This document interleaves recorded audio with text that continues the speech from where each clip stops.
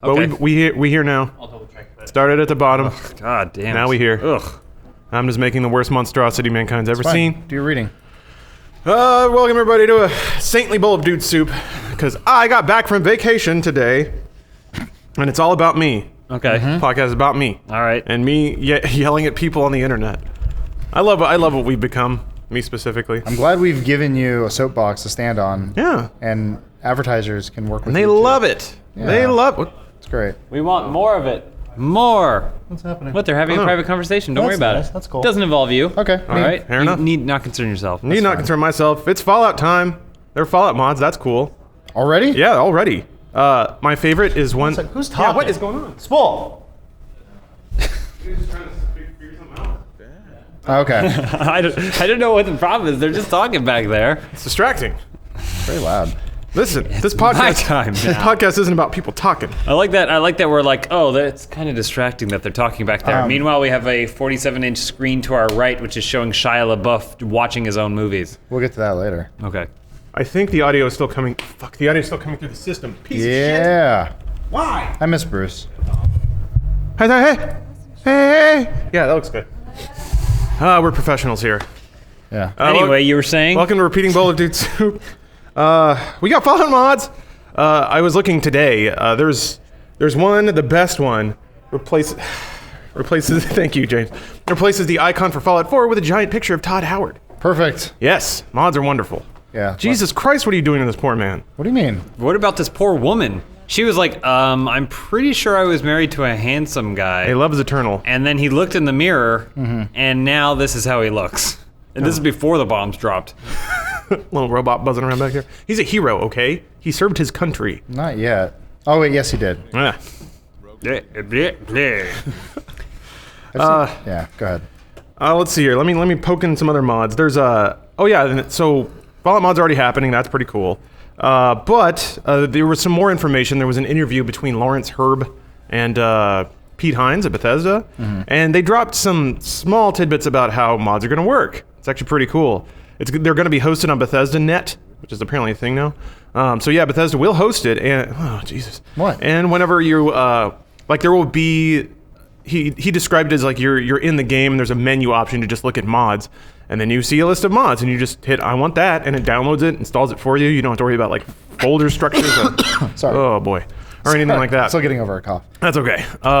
So that's neat. I think that's kind of the vision of mods that I think people have always wanted to come to console. You don't have to tweak it. You don't have to mess with it. You don't get theoretically they won't conflict with each other, which kind of became a problem in Skyrim at some point for me. Of course. I remember I did a lot of E&B testing.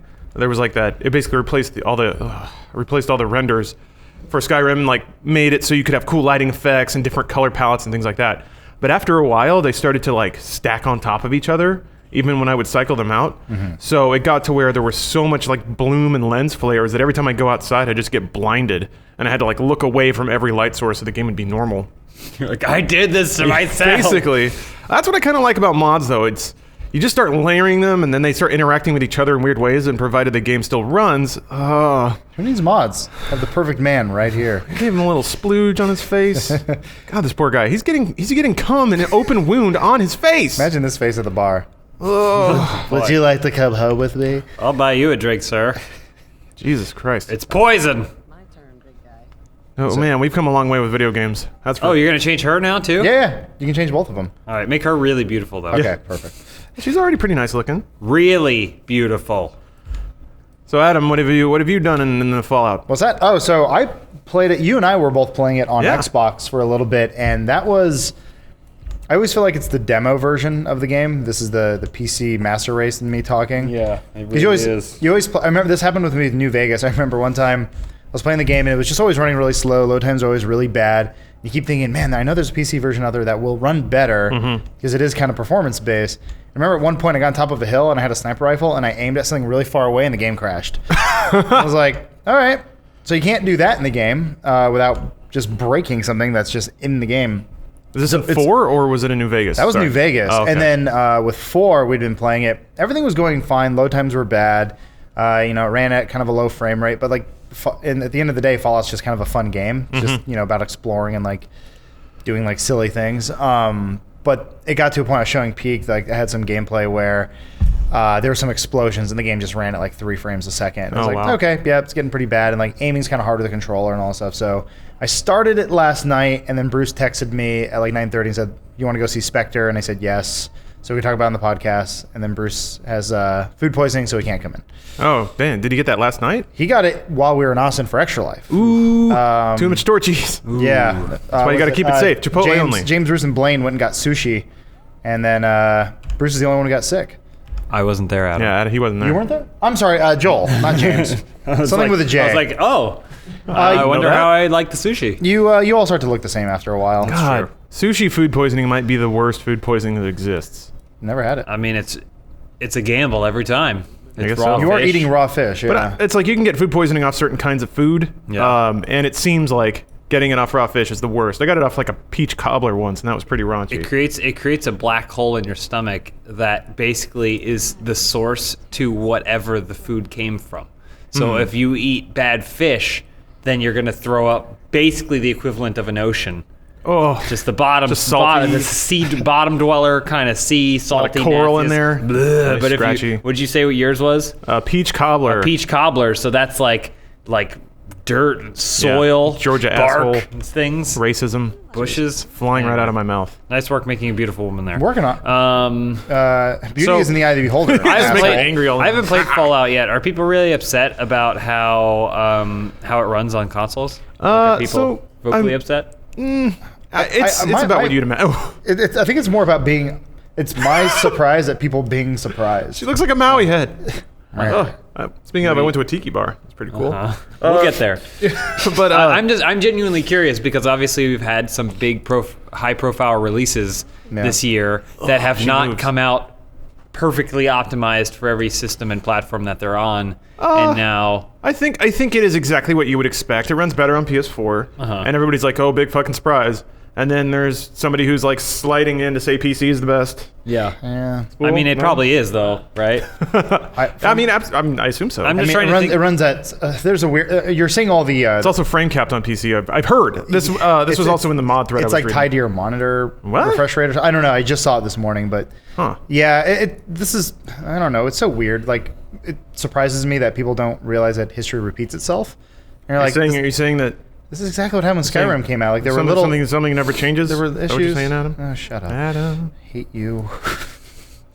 But yeah, I mean, like this happens all the time. This is every game now. Like I'm not saying you should be accepting of it or anything like that. It's just like just don't be surprised. I don't Also, know. yeah, Skyrim kind of ran like crap on PS3 and 360. Kind of ran really bad, and I don't know. Were people expecting this to be like better? Maybe just because of the next gen consoles. I think look at what Fallout 3 looked like, and then look at what Fallout 4 looks like. Like art direction wise, they look infinitely different, but they run about the same, on par, about relatively speaking. around the time they came out on their counterpart of consoles. So there are some people that are mad about some things, and this was maybe last week before people could actually play it. And I think to some degree it's that inevitable snapback when people drive themselves mad with anticipation. Oh, totally. And then it's like the dude who's obsessing over the girls, like I love you, hate you, I fucking hate you, I love you, fucking hate you, and they like get really weird about it. So I think to some degree it was that, but people got really mad about the fact that there was that video that came out that shows somebody walking from one end of the game to the other in about 11 minutes. Oh, really? Yeah, because it is geographically it's a lot smaller. Why is that ear weird? God damn it. What did you do? You got rid of her ear. Keeps And on. then people are also mad, or rather, the Digital Foundry did what they always do, and they compared all the versions of the game, and they found that Xbox One and PS4 actually perform pretty similarly, but Xbox One has this unique thing where it will just hang for a second sometimes, and then pick back up. So overall, PS4 obviously performs better. That's the typical case, but it seems like the differences are actually pretty slight. Neglecting that one giant chunk that seems to hit every so often. Personally, I never experienced that, or if I did, it was like I'm just so used to like going, oh, it froze for a little bit. I'm just like, for better or worse, that's gaming now. So I guess my brain just automatically paced over it, or I'm so used to playing on PC that whenever I go to a console, I kind of expect some amount of chug somewhere in there. Maybe, I don't know. I think maybe I'm just too accepting. There's some people on the internet that are like, no, we got to hold them to the fire over everything. The menu didn't load right. But it's fine now. But it didn't load right. I was just curious because I hadn't really heard anything. There's And no internet generally, voice. when something as big as this happens, it's either. I mean, I guess it has only been out for a little while, but it's Like a couple hours at this point. Yeah, it seems like people are like, oh, I'm happy with what I got, for the most part, which is impressive. I got to be honest. As I've been hinting, I've been out of the loop for the past couple of days. So all of the parades and fanfare thrown around Fallout, I've kind of missed out on. I'm kind of not in the discussion. I plan to fix that pretty soon. But yeah, most of what I've seen, it's just like people are excited to kind of get to work, which is a weird thing to say. Yeah. They're excited to jump into the mod scene and just start fucking up the game as hard as they can. And I think, yeah, you're right. Mostly it's just, man, Adam. What? It's mostly people just going around enjoying the Wasteland. That's one of the things that I noticed right away when, I put in about 10 hours on it, I think. And the density of the game is way better than it used to be. Fallout 3, there'd be like bombed out houses and stuff, but you go inside and it would just be empty. Maybe there'd be like a dresser with like some bottle caps in it or something like that. I find something. Whereas in 4, you go into like way denser urban areas like Concord, and almost every house you can walk inside, and almost every house has multiple stories and multiple rooms.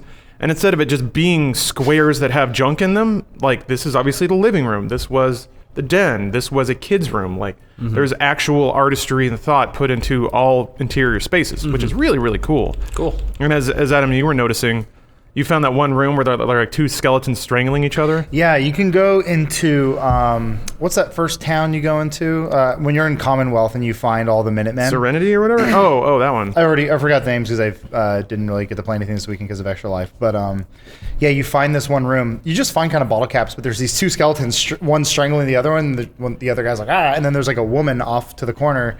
And there's really, I mean, maybe there's like a text in there somewhere. I didn't find anything, but you sort of piece these stories together of like, okay, clearly there was like a jealous lover or something, and maybe he walked in on it. But you kind of create your own story in this universe where like it's really not part of the main story. It's just kind of an interesting tidbit that someone went out of their way to put into the game to make it feel more fleshed out. And I enjoy those little things. I don't know. There was plenty of that in Skyrim where just like, it's usually skeleton humor. It's weird. But yeah, so I always kind of appreciate that. Has anyone gone through to say how long the actual main story campaign is? I'm sure a reviewer has put a number on it somewhere. Yeah. I know that's not really important. I just know that like what was it, Fallout 3? If you didn't get distracted, and the whole game is designed to distract you, but if you didn't get distracted, you could theoretically finish it in like a handful of hours. I guess. I don't know. Leveling might be an issue, but yeah, and I don't know what your rush is, because typically the Bethesda games, like the story's not the best part. It's always like it's sort of the story you create for yourself, and how like the unlimited ways. I don't know if it's really unlimited, but like the multitude of ways that you can solve any one problem. It's kind of crazy. I don't know. Like, I was watching some guy's recap of Fallout New Vegas, and he was doing stuff in there that I had never seen before. And I was like, oh, that's fascinating. I wish I had known about that, because I just shot everything. Adam, you should start playing the game, by the way. I am playing the game. No, you should This is play the the game. actual game. Speaking of like not done yet. extending your playtime, I think that kind of Adam. What? I think that relates to I'm giving her burns now. Oh man, what a This beautiful, is how God made her. What a beautiful lady. I don't think God put scars on her face. Burn scars. Oh, seal! And I'm never gonna survive unless I get to the shelter. I think those sorts of talking points, like, oh, if you wanted to, you could beat it in 6 hours, so it's a shitty game. Those are kind of the headlines that get pulled out, and people to fight about them. I don't think... That's why I'm just saying I haven't seen any of those headlines. You'd think which there is would be, interesting, you know? I mean, the biggest one was like, holy shit, Fallout's so small, you can walk across it in 11 minutes. And like a lot of people on various forums and stuff I saw were really digging into that and saying like, pre-order canceled, this game sucks, Todd Howard, how could you? Yeah. Just because it wasn't big. Yeah, Ish. which we've discussed several times. Bigger is almost universally never better. Yeah, that's true. But also, I can empathize with that to a degree, especially when it comes to a game like Fallout 4 or Skyrim or something like that. And especially if you're like in junior high or high school and this is the one game you get for the next year. Sometimes you just want it to... Oh, man. Good God. Sometimes you just want it to have a lot of meat on its bone. Like that lady right there. But size of world doesn't necessarily indicate meat, which is something we've always said before. Yeah, but it does indicate padding. That's one of the things that I noticed when traveling through Fallout 4, because I was kind of mainlining the story, like you said, which was actually enjoyable because it got me kind of behind the level curve, so it was actually challenging, which is not something I'm used to when it comes to Bethesda RPGs. But just like traveling from place to place, the downtime of just moving was a lot shorter. So I did a lot more, and my play experience was more dense. But if I needed to play that game for a year and a half, and it was the only one I could have, maybe there's something to be said for the quiet solitude of traveling through Skyrim's open world, where it's just valley after valley with nothing much in it. I don't know. I'm just throwing out ideas here. Yeah. I personally don't agree with that, but I can empathize with somebody who might think that way, which is, I used to also eat fast food every day. Gave me my wonderful physique. I don't do that anymore because I learned that was garbage. Made me feel terrible. So, just between this, Assassin's Creed Syndicate, Battlefront, we're in the Overwatch beta. It's getting rough. StarCraft 2. And I didn't finish Metal Gear. Oh yeah. Oof. I'm kind of. Yeah. You guys are doing pretty well. I'm trying. I'm still playing Batman. I haven't even played Mad Max yet, which I know is not necessarily required for everything, but I haven't played Mad Max. This game isn't even on my list. Fallout 4 isn't on my list. Peak last night as we were leaving work was like, anyone want to take this? If no one wants to take this, I'll play it tonight. And I was like the only person. I don't even want to touch it. Like it's not even anywhere within my radar, just because I know that I don't have time for it, and I don't know when I will in the foreseeable future. This is one of those games though that I want to just sit down for like 6 hours at a time and just get lost. And that's when people talk about like you can beat it in no time. Like I guess if you're focused and that's what you want to do. Like my favorite thing about this game is almost therapeutic, where you just kind of go around and you just like pick up items and you craft things. And I think I spent like an hour on the base building mechanic. You actually dug into that? Oh, totally. It's pretty addicting. And that's I think in microcosm I had the same reaction that James had to the game and at large, where I got to the base building stuff and I was like, nope, never gonna touch this. Like if I finish the game and do all the side quests I want, maybe, but odds are pretty low that's gonna happen. There's the part you go to the funny enough, the named Red Rocket gas station. And I was that's where you can customize your power armor. Yeah. Well, you can. Oh God. So, so Adam, I'm curious for the power armor. Sorry, this is just a really quick question. Sure. So you have to have one of those like fusion cores. Yeah. Well, you need that, but you also need like the engine lift apparatus to dock it to actually start working on it. I don't know. I know you can craft on it, and I haven't got that far yet because you get power armor pretty early, but then the fusion core runs out pretty quick. But then you can like find other fusion cores, but I'm like kind of saving it. You don't necessarily need the power armor, but it is like pretty fucking awesome when you get to use it. They've made that much pretty cool. It's like using a mech rather than just having power armor that you always wear. But the base building thing was cool too, because now when you do the crafting, you can basically dismantle things. So if there's like a junky car, you can just break it down into scrap. And I was like cleaning up the area. I was like, I'm gonna make this place look nice. And I was like, that's so weird that I'm doing this. Is that everywhere? Certain or is it areas. just in like zones where you can craft? They have like build areas, and like I was like shutting doors and putting up signs and being like, this is my home now. I live here. And it's you form these weird attachments to this game. That's a big reason why I like the Fallout and Skyrim series. Like it truly is like role playing. Like oh God. It truly is role playing. That's really interesting actually, because I was curious. The game is so input wise so well tuned to a controller, which is the big reason I never really got into Skyrim. It was like this weird half step. Like Sky UI helped a lot, but didn't really take it all the way. Whereas Fallout 4, I think, has gone full controller, and in a good way. Like, but it's interesting that they still give you the like diamond of dialogue options is just mapped to the arrow keys. That was weird. It was more for clicking, I feel like. Oh, you think so? Oh, he's still here. I think I have to agree. Yes. Tell me more. Yeah, what happens if you just get the fuck out? No. I mean, thank you. I'm not interested. Here, we'll do all charisma. There you go. Yeah, obviously. I'm really excited to do a low intelligence run. Like all luck, 1 intelligence, all charisma. So you're just like a big dumb idiot that everybody likes. Lots of strength. Hope, like in previous Fallout games, it would change your dialogue options. Is hope. Because that's how I feel when I look at her. Hope. Yeah. Ah! Look, everyone, it's hope. Well, yeah, it's really nice when big games like this finally come out, because for better for the most part, everybody's like, yeah, it's fun. Let's just play it and like stop bickering for a little bit. Just a little bit. Yeah. Talk about all the cool fun I we think have. Todd Howard even said at it was I don't know I think it was like QuakeCon or something like that. But he was in this interview and he flat out said he's like, yeah, most of our sales come from consoles. So of course they're going to tune it for console controls. It works fine with keyboard and mouse, but the problem with Skyrim is it didn't have the VATs. The VATs help infinitely with the controller. Yeah, good point. So like I don't blame them. I understand where they're going with it, but I don't know. We also live in a world where Shia LaBeouf is just watching his own movies backwards. Is it really that much of a? I mean, I know there's like auto aim sometimes that can influence, but generally you can turn that off. How hard is it to translate something from a controller to a keyboard? You have to do a lot of little tricks like auto aim assist and things like that to kind of help out. I think But isn't that reverse? Yeah, it's in reverse. I think If it seems like it's more difficult to take a game like Unreal Tournament or something like that that's totally tuned for fast twitchy keyboard and then make it accessible to a controller. I'm not a game developer, so I don't know this exactly, but you would think, right? And then there's always like weird things where they put in mouse acceleration where you're like, who in their right mind played this and thought this worked? No, it was just. It wasn't a question. It wasn't an ideal solution. It was the one that they had time and money to do. You don't have the looks to be behaving like that, ma'am. She's like, that was sarcasm.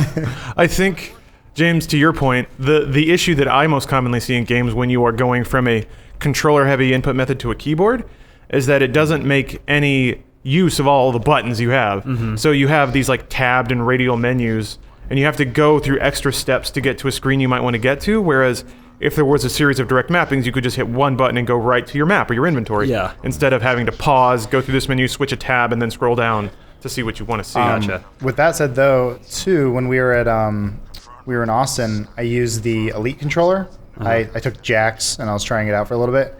I was doing way better at Halo with that thing. Yeah, because it actually matters, like this thing, the stick, like it doesn't. I'm starting to realize like what I'll start doing is just sort of center my reticle, and I'll just move my character so that the reticle goes over it. Oh yeah. Because my aiming That's your 1-to-1. fine tune. Yeah, my aiming like 1-to-1 on a controller is not very good. And then right next to it, I had I was sitting at Jeremy's desk, and he had this really nice Razer mouse, and it was 1-to-1. We were playing Overwatch, and I was like playing as Tracer, and I was like, ooh, fast, this is great. So Which mouse was? Oh.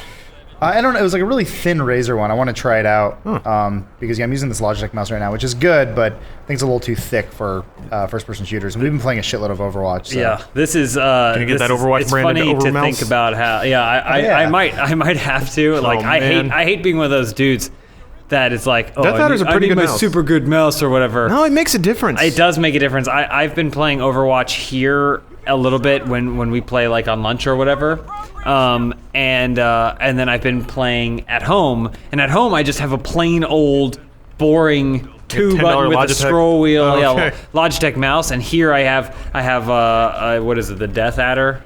Yeah. I hate that name, but I'll be damned if it doesn't actually make a huge difference. Hey man, it's Razer if nothing for the sake of like melees on mouse and keyboard games are like such a huge deal.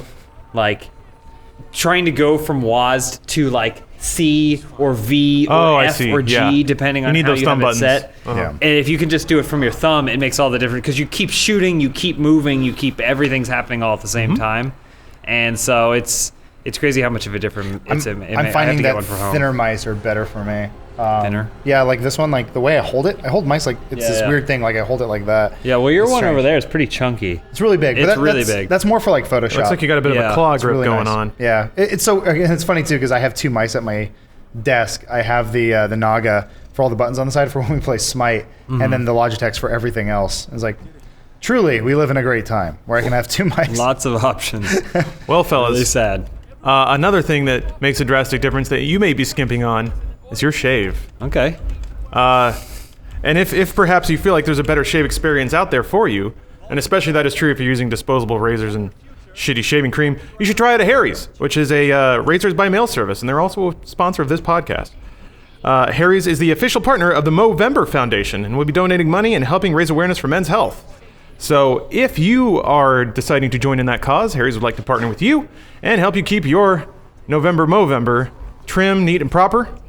Adam, you've participated in Movember before, yeah? I did, and I feel really bad. Danovic hit me up a while ago, and we just got super busy with stuff, and he asked if we wanted to be a part of it. And It didn't help that you spat in his face. I did, and that then was I weird. also I kicked him and then threw stuff at his car. That All was unwarranted. rude. Not sure why you did that. We were getting super busy with work stuff and life stuff, so it was Just not sure I'm gonna have the time to grow out my facial hair. I'm sorry. Well, no, I think it's more. I apologize. think you have to shave everything busy. and then wear it. And I felt bad because it was mostly because Extra Life was kind of taking over, and we've been super busy with video stuff. So You should grow out. You look like a sheriff when you have a mustache. It's nice. I'm hoping one day we can do a Western, so that I can be a cowboy. And then Joel can grow out his weird little pedo stash. Spool can grow out his stash. And I can finally wear my Cowboys of Moo Mesa cosplay. Oh, man. Uh-oh. Fresh off the toilet. Guys, Your gut's still down in there? So, real quick. Oh, Jesus, Bruce. Go ahead. You don't look good. You smell like someone who's been hovering over a shitter. That's a compliment. Harry's, the razors are actually great. They're really heavy. It makes you feel manly. The shave cream is wonderful. The aftershave is great. I actually bought like expensive sandalwood shaving cream, and my girlfriend's like, "Don't use that." So I'm sticking with Harry's. Thank you, Harry's. And the starter set is actually a pretty amazing deal. So they say with our code DUDE, you can get the starter kit for just $10. That includes a razor handle, 3 blade cartridges, and your choice of shaving cream or foaming shave gel delivered to your door, and shipping is free. So, and also you don't have to subscribe right off the bat. You can just pay your $10, get your kit, and try it out and decide if you want to keep going. So, go to harrys.com. As a special offer for our fans, Harry's will give you $5 off your first order with code DUDE. That's HARRYS.com, and use our code DUDE. So thank you, Harry's.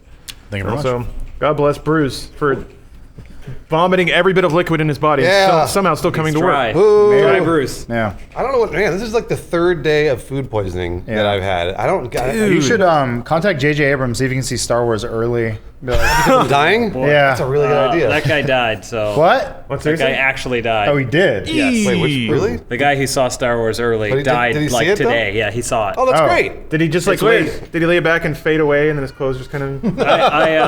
No.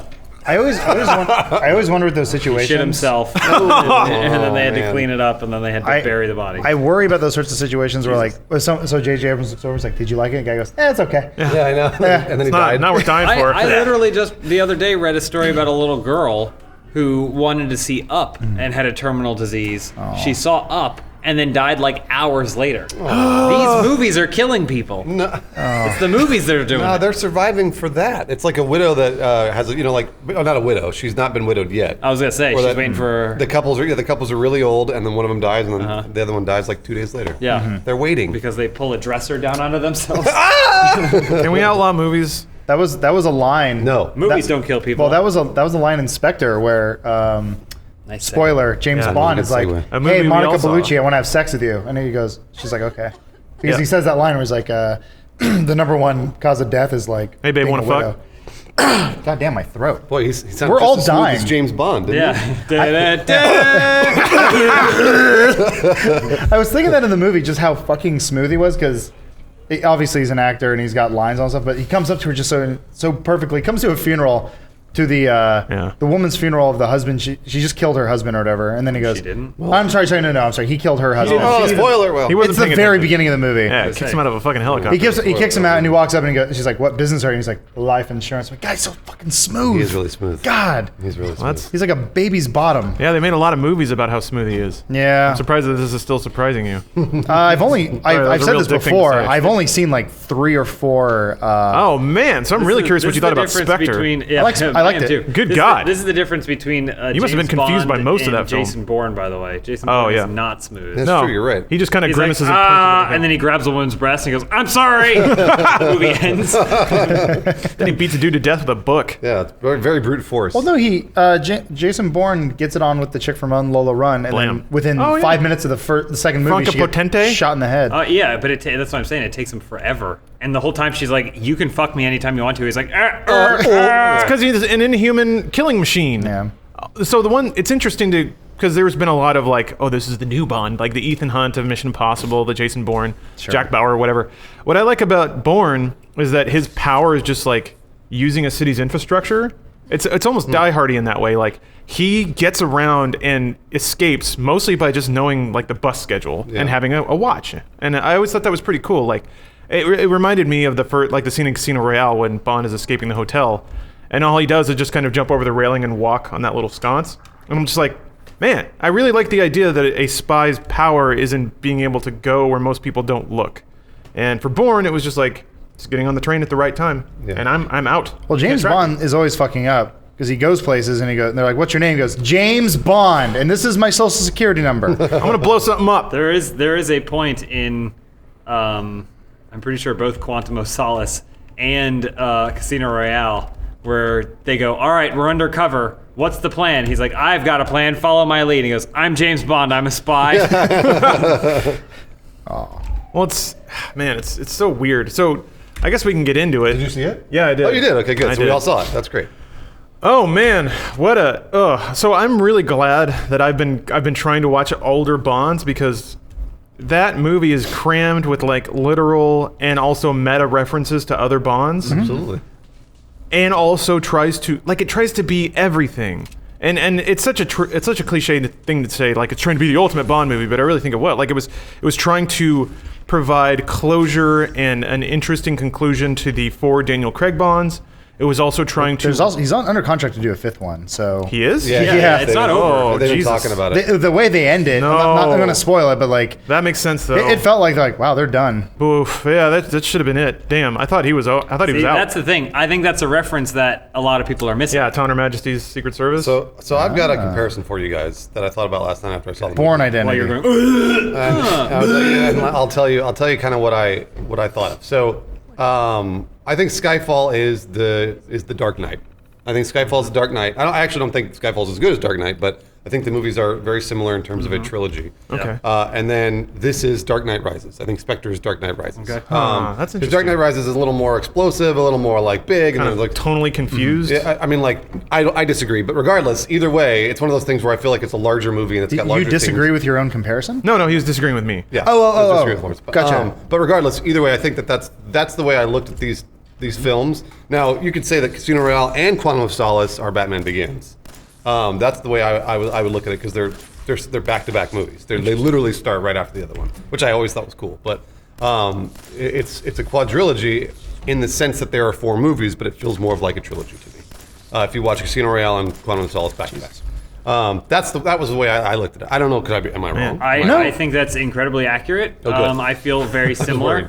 And again, this is my personal opinion. once you get James's but validation I can on tell a you, Bond I've thing. seen every single Bond movie. There you have. I'm very familiar with the Bond franchise. I'm a huge fan of the Bond franchise. I really liked Spectre, and I think there's an interesting thing here where people's expectations for movies get in the way of what the movie is actually. I think that's supposed to very be. true, And I yeah. think this is the same thing that happened. This is what Bruce and I, for a long time, for years, have been talking about happened with Dark Knight trilogy, which is that people were like, they made it unrealistic. It's not realistic anymore. It's like, dude, it was never realistic. All right, it about a guy named Batman. It had a secret ninja clan that destroyed the Roman Empire using poison gas made from flowers that made you see your worst fears. It was never realistic. Well- It was gritty and it took itself a little bit more seriously. I think we've talked about this too. There's a difference between what's perceived as realistic and believable.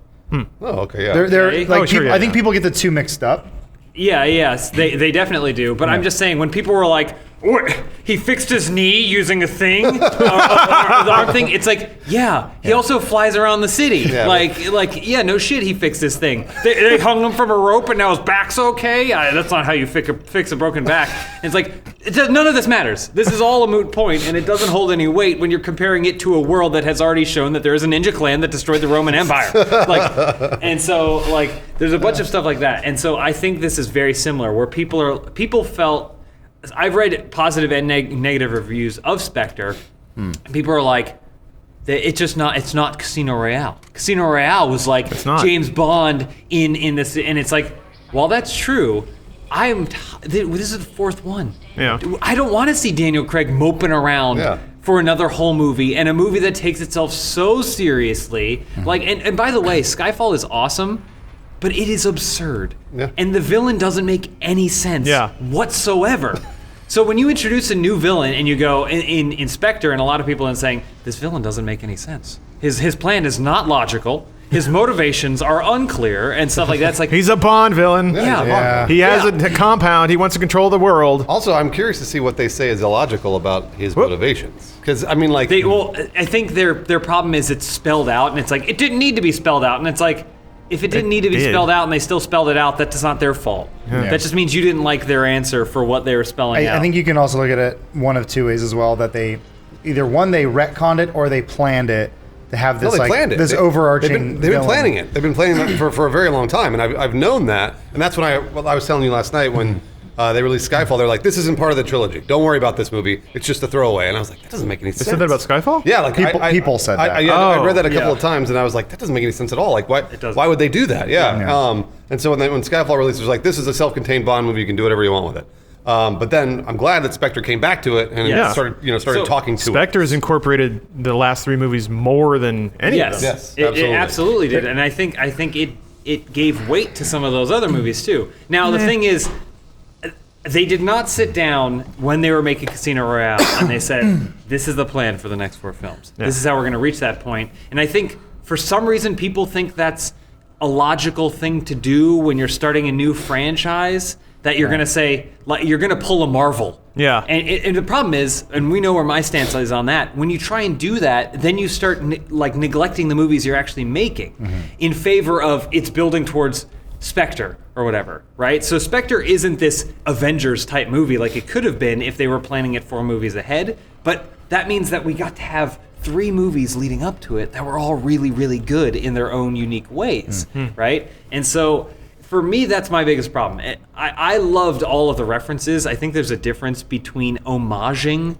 things and calling back to things. Yeah. A callback is basically what they do in every single Terminator movie since Terminator 2, where they just have Arnold in a situation they put him in a situation so that way he can say, I'll be back. Yeah. Or they get Kyle Reese's character to say, like, come with me if you want to live, or like they just throw it in there. They just create the situation. They know what line they want to use and then they throw it in there. It's not natural. It doesn't make any sense. It's just a callback, and I think it takes you out of it.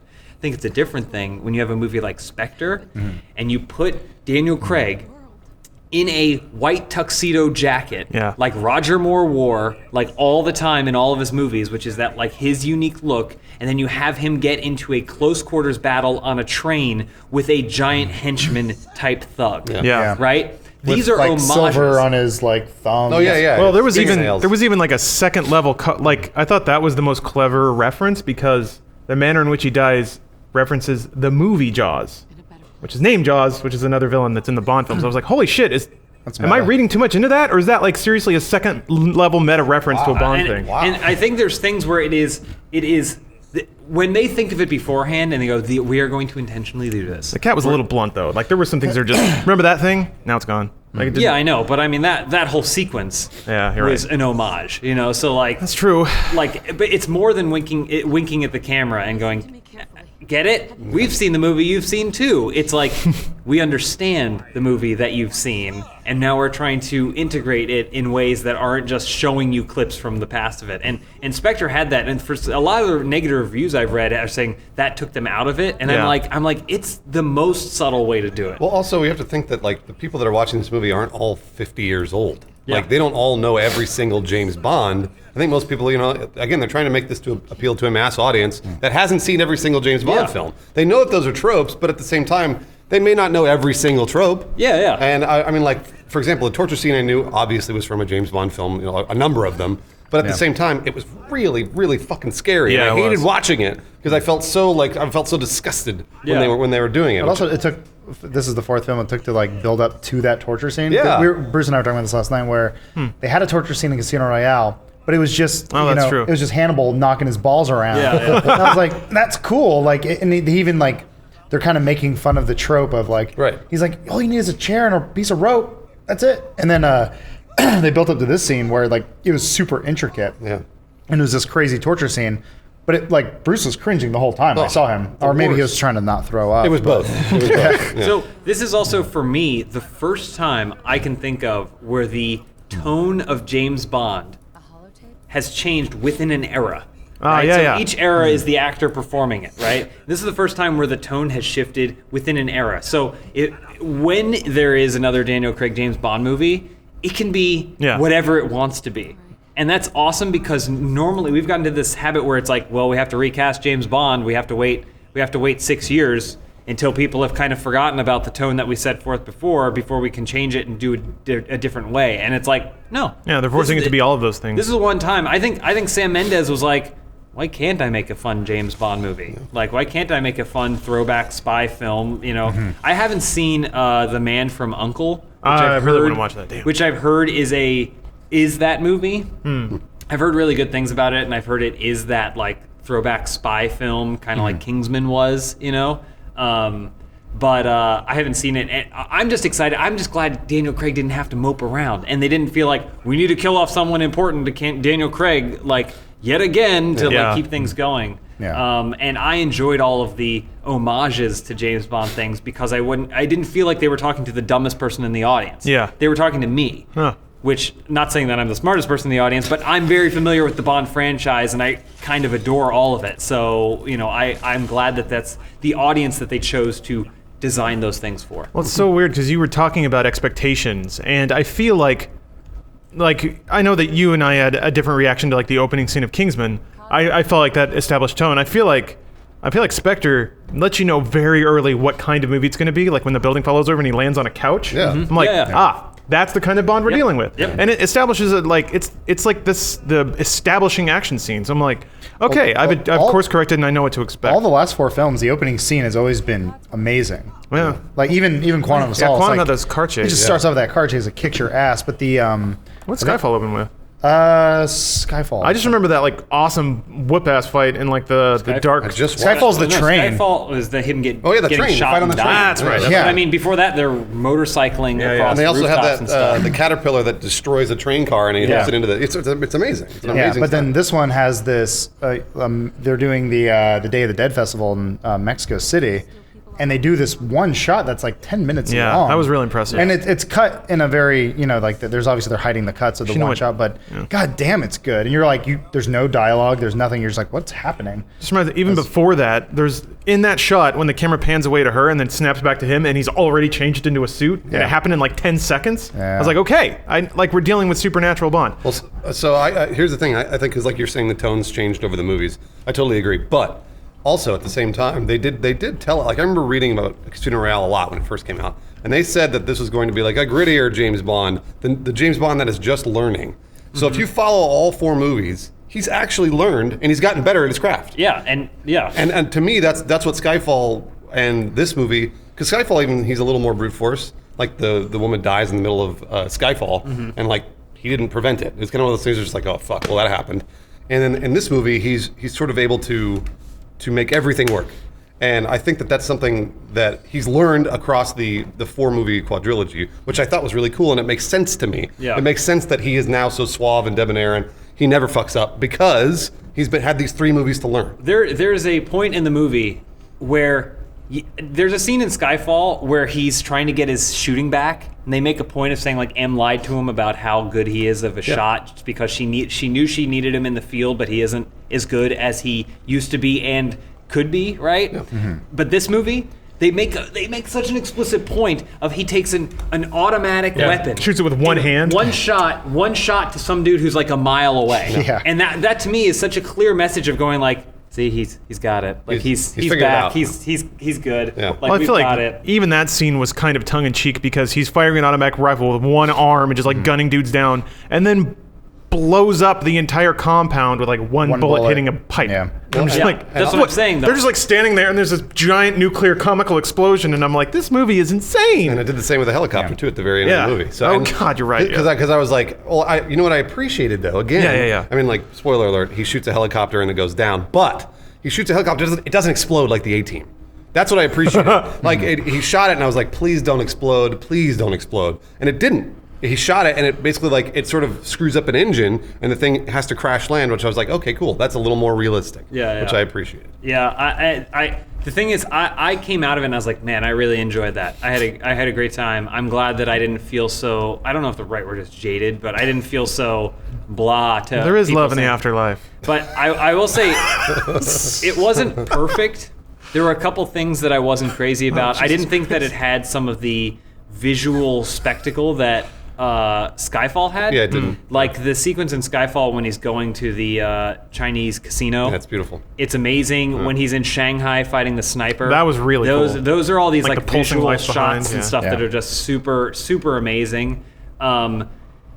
This didn't really have any of that. The Day of the Dead stuff is great. Yeah. But then after that, it's like, and this is what happens. This is why winter James Bond movies kind of burn out for me, because they don't have that spectacle, and this is more of a winter James Bond movie. And then it's also 2.5 hours. It could have been a solid 2:10. So that's what I said to Adam, because when Skyfall came out, I was like, "This is the greatest James Bond." I was like, it's too long. Skyfall's too long, Yeah.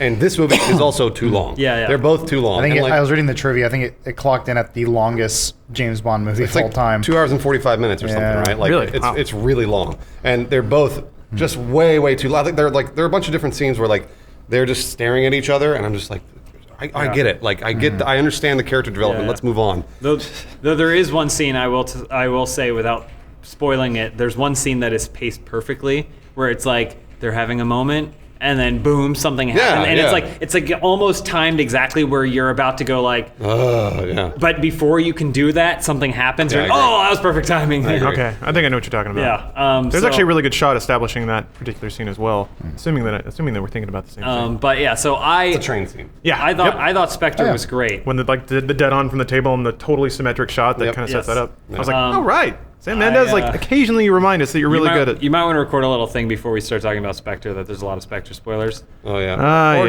just put it in the description. I mean, we're not spoiling anything about the story, right? We're just talking generically about the shots and the fact that there are fights. I would like to believe that somebody assumes that all the things we said would be in the except movie that anyway. I would say that I would have to concede that like the narrative structure is the only thing because the pacing is so all over the place that you're like, I don't know when this movie's gonna end. Like, is Okay. this the ending? I don't know. And so, I like, see what you stuff mean. like that. I feel like could It's funny. throw people for a loop. James Bond even says this isn't the end. Yeah. Which is hilarious because I was like, fuck. I was Yeah, like, yeah. oh man, how much He longer looked do at we got? Bruce Green and said, "Strap in, boy." It kind of felt like Return of the King. Oh, Yeah. Where it's like ending 4, ending 5.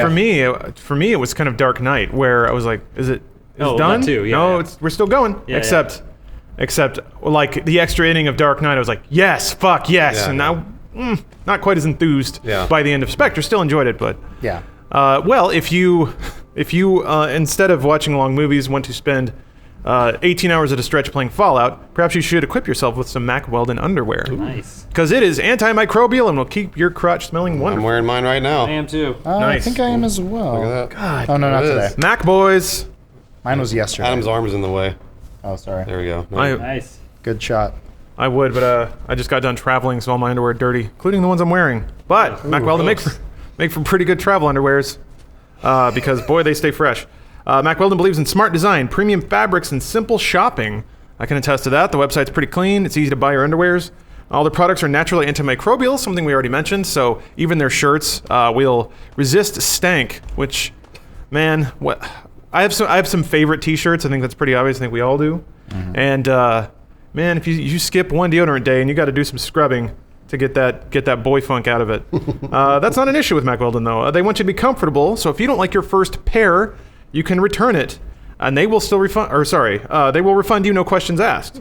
You can still keep it too. So they are so confident in their product that they basically have a money-back guarantee, and you even get to keep the underwear if you are dissatisfied, which you probably won't be because we like our underwears and you will too. Not only does Mack Weldon do underwear, it's socks and shirts, but they perform. So go to MackWeldon.com and get 20% off using promo code DUDESOUP.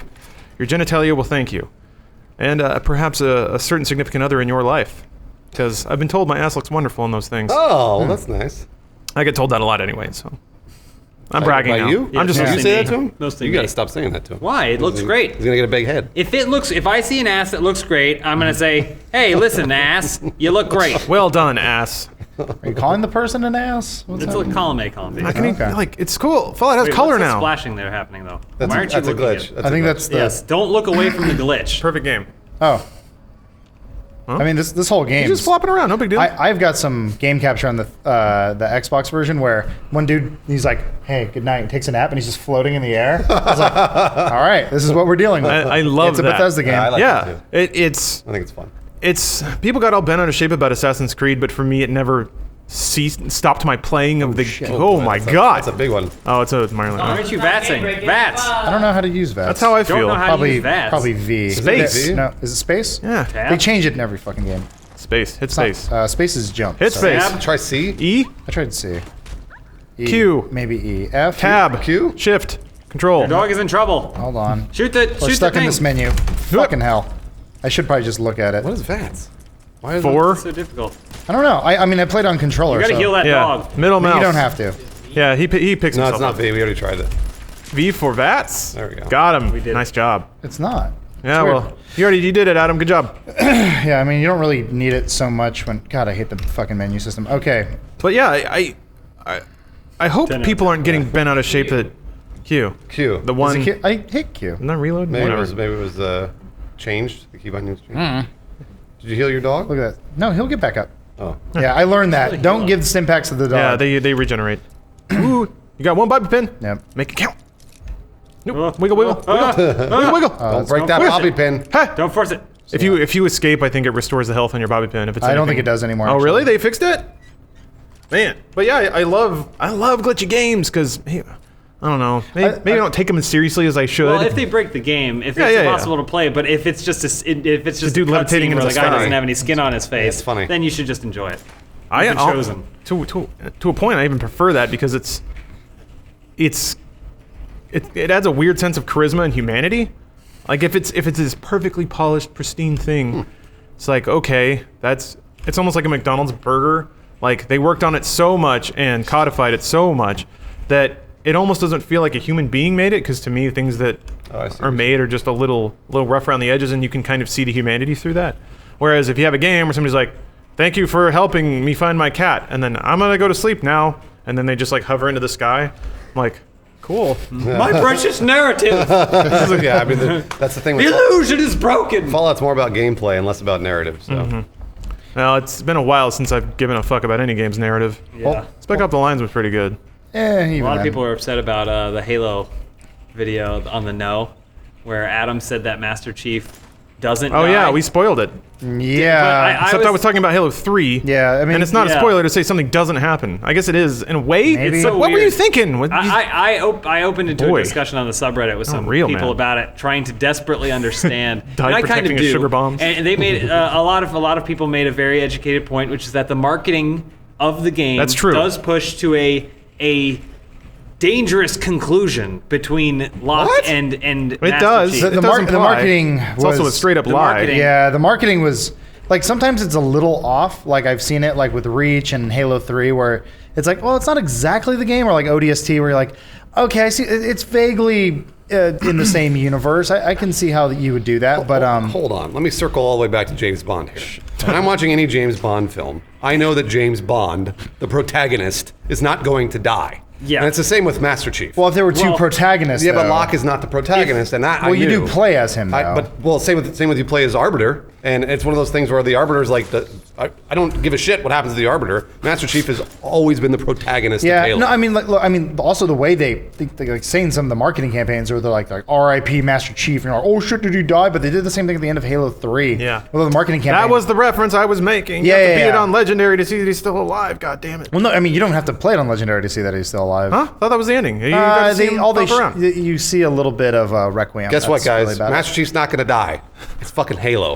He might. I still understand that the marketing Yeah. was, but to me in my head, I was watching that marketing and I was going, "Oh, this is the equivalent of when a Super Nintendo game about a flying spaceship Yep. is going from the left side of the screen to the right side of the screen. They're like, how are we going to get kids to buy this? Oh, let's say it on Emperor there. Gignok has taken over Galaxy S12, and only you, as fighter pilot Grandiose 93, can save the planet universe. And that's the commercial, and it's a kid like, whoa, and he gets transported into it. It's like the marketing team kind of had to come up with something because Yeah. it's a game where you shoot men's, and so. I don't know. That seemed obvious to me, but I guess it wasn't obvious to a lot of people. And the fact that you guys made a joke about Halo 3 Should have made it lit some clear. fires. the My bad. marketing in Halo 5 is so vastly different. Yeah. Like I was a little upset at the way they sold the story, especially with the very first trailer where Chief's in the poncho. Yeah.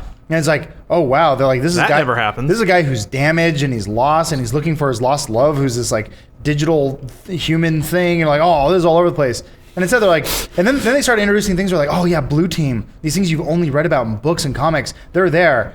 They were just surrogates for co-op. That's all it was. And I was just like, it was real. I don't know. Yeah. Another one of my things too is I was like, well, I mean, it's weird to think that you're looking for narrative in a game franchise that literally the first subtitle was Combat Evolved, where they were like, gameplay, the RoboCop game, versus aliens. Well, but I mean, at least that's setting up some sort of plot-ish thing. I'm just saying Combat Evolved was what it was called, which seems like they're kind of saying it's always going to be. It wasn't that. Who cares? Talk about Overwatch! Well, the podcast is over. Thanks. Wasn't that man, Overwatch. We had to start a little late, actually. Yeah. I don't know if we're. No, that's not an actual. Yeah, we probably still have about 15 minutes because there was some stream Bruce. fuck ups. You got to throw up. 15 minutes? What do you mean 15 minutes? The stream was down. You're gonna love hearing this. Yeah. OBS got changed. No, it didn't. It changed itself. This time we know for certain it fucking changed It changed itself? Yeah. Yeah, like the audio thing, the mic, whatever. It doesn't matter. It's We working can talk now. about it after. It's working the now, baby. podcast. It's not though. Yeah, Overwatch. It's not free to play, which means it won't be like a MOBA. Hope for lucky fuckingly. Jesus Christ. Still want to make $a lot of money off of it though. I'm fine with that. They can make it, but- I see lots of character DLC packs, but Wait, is it not- Skins, is it not just free to skins, play? please. no, $60, baby. I'll pay for that. 40, 60. $60 That was and you 40 can get all the $40 digital, characters. right? Yeah, 40 for PC pay for that. digital. No problem. 60 for the starter pack, which has skins. No problem. Yeah, it's good. I'm sold, That's man. okay though. I want skins. Yeah. And also, it looks like this. So I'm not really into Heroes of the Storm, but one of the main things that got me into Smite was all the crazy super skins that they have. That like actually are like character model changes and stuff. Those are misses. Looks like but you're just kind of tilting. Heroes of the Storm has skins too, but none of them are like. They don't. One, I don't know any of the fucking characters in Heroes of the Storm. I don't have no idea. Better get used to them because they're going to be all over Overwatch. Are they? Well, they'll I don't probably be think the so. I think it's the other way around. Yeah, and now What? Overwatch characters are going to be in Heroes of the Storm. Joel, I think that. Don't you think Heroes of the Storm characters will be in Overwatch? Nope. No? Yeah. Overwatch is a separate IP. A whole new universe? Tracer. Yeah. Tracer is already going to be in Heroes Oh. of the Storm. Oh. So Never mind. Overwatch is a separate here you IP, and Heroes of the Storm combines all of the Blizzard's IP in an arena they call the Nexus. Boring. So anyway, there was nothing about it like that like hooked me from like a design point of view. But now like they've already shown a couple of the skins that are going to come to Overwatch. I'm like, oh god, my money! I can feel it leaving my those wallet. skins. They're actually changing like the character models in some ways, and $10 a skin? Yes. $10 a skin? Well, they haven't said. yeah. I should have used to. Euros. That's how much they are in here. Fuck you, $10 a yeah, I'm skin. not going to do that then. Never mind, I'm out.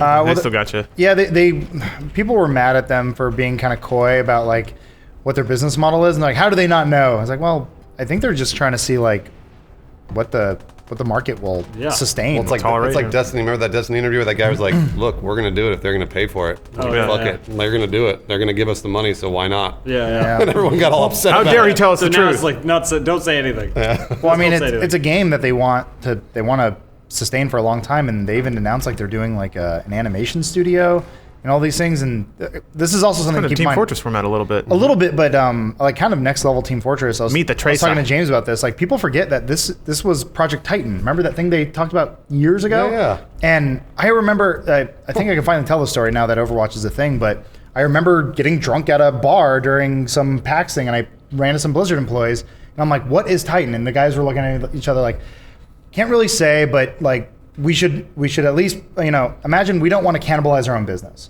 We don't want to make something that is gonna trump our biggest thing, which at the time was World of Warcraft. Yeah. Since then, Hearthstone is a thing, Heroes of the Storm is a thing, and they're like looking at the market and being like, what can we do? I'm almost positive Overwatch at some point was a single player and multiplayer experience, and they just got rid of the single player part, and they said, we're gonna keep the multiplayer because it's fun, but we need to find a way to keep people paying for this. Since then, they've learned how to do microtransactions in all their main IPs, except for Diablo. That went poorly.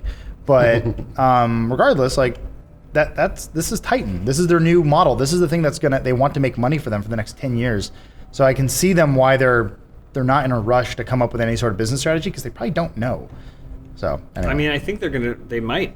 We have no idea to verify this, but I feel like it makes sense to do what we've said Call of Duty could have done Same for a thing happened to while, me. right? Which is just like seasons. Yeah. Oh, yeah. Black Ops Season 3 as opposed to Black Ops 3, or Like you just kind of cover that ground. So now we are playing. It's called the Origins Edition, right? Overwatch the Origins Edition, which includes all the characters that we've seen thus far and some skins. But then it makes logical sense that Season 2 would have a new wave of heroes in it, or something that I think would be cool is all the heroes again, but their movesets have evolved in such a way that it doesn't unbalance the game. And then if you want to keep playing Season 1, you can. Yeah, Season 2 is there. The thing that I was really worried about when it came to Overwatch's model is something that I have whined about extensively with MOBAs. I think it's justified. I think it's a justified whine. So. Oh, thank you. It's rare to hear. Usually I just have to complain at the air. But yeah, I don't know if I've said this specifically on the podcast, but what I find so aggravating about the MOBA setup is that there's a nearly unlimited continuation of new mechanics and new abilities. And unlike a fighting game where you can potentially, in your mental headspace, learn everything in a pretty short order, and there's a unified rule set that binds all of those characters, MOBAs just go all over the damn place. So every time you play, you see something new, which is, I can see the value in, but also it's really frustrating when that new thing kills you. It feels cheap. Like, not many people, with the exception of like Dark Souls players, enjoy dying over and over again. I don't. To like rules that they didn't know existed. I don't. And that's typically how I feel when I play a MOBA. So when it comes to Overwatch, when it's like, we're going to charge you money for this chunk of content, and that chunk of content will be set for at least a while, then I can think, okay, now that the line's drawn here, I know that there's a finite data set to learn to become good at this game.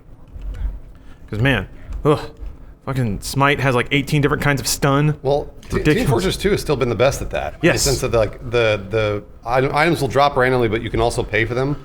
And at the same time, they don't unbalance the game. They're just new items that you can use or not. Like you can use the stock weapons and play Team Fortress 2 for as long as you want and not feel underpowered. Which they didn't get right at first. They did not get right at first. It took them years. Yeah. You used to have to get achievements to unlock. That's true. On achievement servers, so you play the pyro gun. But they changed. Burner was really broken. But they changed that after a couple of months. Like they figured out that people were just idling on these achievement servers, and they're like, you know what, fuck it, just let these things Just drop. encouraging bad Well, behavior. charge farm. Yeah, Also- well, no, there was both. It was, and that's what and again, it never felt like it was unbalanced. And Valve did a really good job with that, I always thought. Joel, there's a term for it where over time, every successive MOBA character gets a little like more powerful than the last.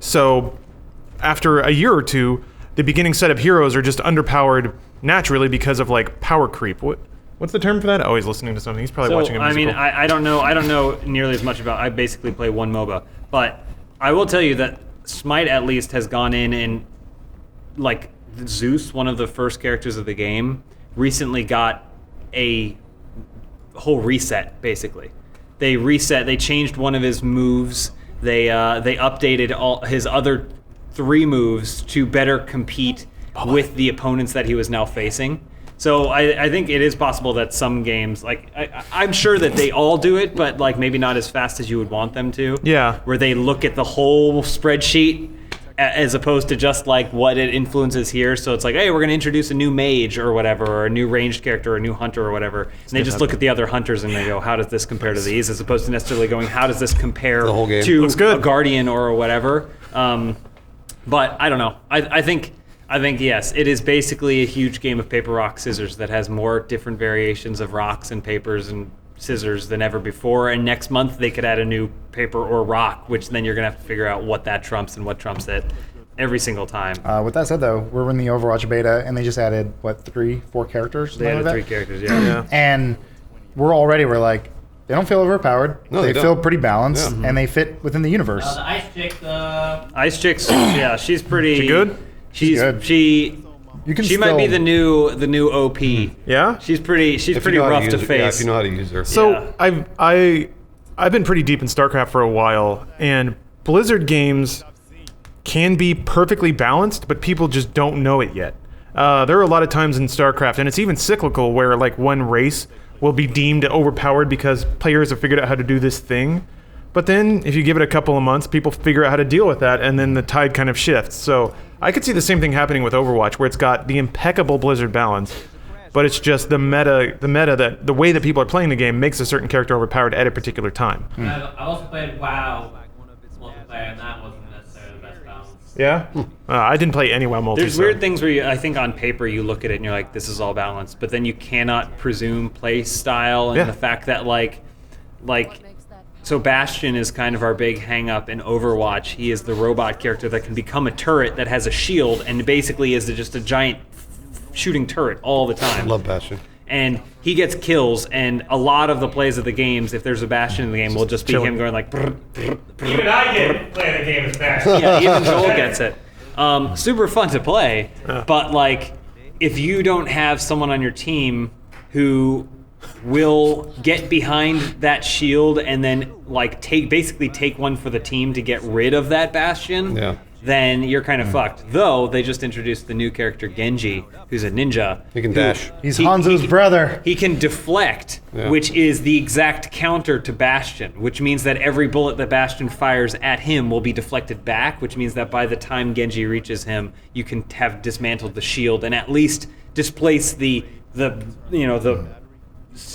fortress that he creates around himself. Well, there are other characters, like Tracer can get behind him and stuff like that too. So I mean, there are other characters. that can Tracer, Reaper, get, Hanzo. I mean, which is fine, but at the same time, Junkrat. like it's again, I feel like that's still balanced. I don't think there's any unbalance there. I think it's just that people don't know how to deal with it. Well, yet. also, I think it's different too because the comparison to like MOBAs and Smite comes up. You can't switch your character in the middle of Smite or League of Legends. That's true. Yeah, this is a game. This is more like Team Fortress where you're like, shit, I'm just getting fucked over by Bastion over and over. All right, I'll go Reaper and I'll go invisible Blink or through, invincible. I can warp to him and then I can go invisible and I can go behind him and then I can do my ult and destroy everything around me. So I don't know. Like there is balance and I do like that. It's balanced. It's balanced on paper. The problem is, it's like now you spend the next like 3 minutes of the game not actually saying, but being in chat, being like, guys, there is a Bastion in this corner of the map. Yeah. I can go Reaper, but I need someone to make sure I can get to this point. And then you're just like doing it, and then you just like get no responses, whatever. Yep. You know.